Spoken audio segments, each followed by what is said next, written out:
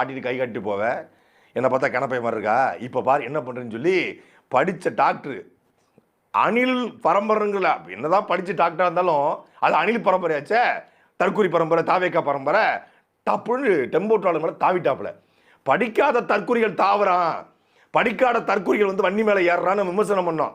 ஆனால் ஒரு ஆர்வ கோளாறுங்க, விஜயோட ஃபேன்ஸுங்கன்னு. ஆனால் ஒரு கட்சியினுடைய மாவட்ட பொறுப்பாளர், ஒரு வேட்பாளர், எம்எல்ஏ கனவுல இருக்கக்கூடிய காரைக்குடி டெண்டரு வண்டி மேலே ஏறி ஊர்ந்து போய் அவரை யாரும் கூப்பிடல, இவரா மேலே ஏறி போய் காலை தூக்கி உள்ள போட்டு நான் வந்து நிப்பண்டா, நான் செலவு பண்ணிட்டேன்னு நின்று ஒரு ரவுண்டு கையை காட்டி காட்டி காட்டி இது பண்ணி தூக்கிட்டு தட்டி இறங்கி விட்டாங்க, போ உள்ள போ அப்படின்னு.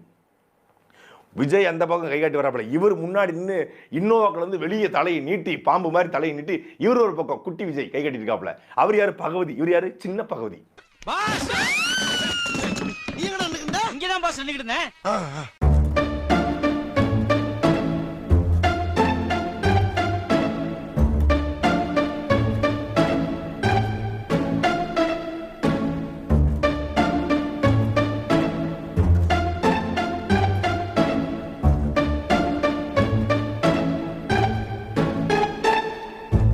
மக்கள்கிட்ட பேசுகிறதா இருந்தால் மாலை வேலைகளில் ஒரு கூட்டத்தை போட்டு அந்த மக்கள்கிட்ட பேசுவோம். ஒரு நாளைக்கு ஒரு கூட்டம் தான்.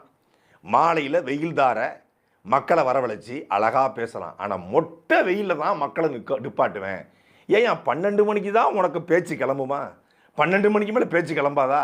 12 மணிக்கு வர்றது கிடையாது, 2 மணி வரைக்கும் வராமல் 2:10 வந்தோடனே டைம் முடிஞ்சிருச்சு. இந்த சுறா படத்தில் வடிவேல் வந்து படகு போட்டிக்கு போவாப்புல. படகு போட்டி போனோன்னா இங்கே ஆடி பாடி தூக்கிட்டு போயிட்டு இருப்பாங்க, அண்ணன் வராரா அப்படின்னு. அங்கே போனால் அவர் வந்து என்ன வந்திருக்கீங்க, இங்கேயா கப்பெல்லாம் வாங்கி அப்பயே கொடுத்தாச்சு, எப்படியா கொடுத்த, எப்படியா போட்டியை முடிச்ச, எத்தனை மணிக்கு ஒன்று வர சொன்னாங்க? 6 மணிக்கு. நீ எத்தனை மணிக்கு வந்திருக்க? 6 மணிக்கு. நான் வர சொன்னது காலையில் 6 மணிக்கு, நீ வந்திருக்கிறது சாயந்தரம் 6 மணிக்கு. அது மாதிரி 12 to 2 அனுமதி வாங்கிட்டு 2:30 மணிக்கு போயிருக்காங்க. தேர்தலான என்ன பண்ணோம்? அனுமதி மறுத்துருச்சு. அனுமதி மறுத்தாலும் பேசலாம், மேக்சிமம் வழக்கு போடுவாங்க, அவ்வளோதான். இரவு 10 மணிக்கு மேலேனா அது கதை வேற. இங்கே 2:30 மணி தான் ஆகுது, ஒன்றும் பிரச்சனை கிடையாது. அங்கே கூடி நிற்கிறான், நினைச்சா பேசியிருக்கலாம்.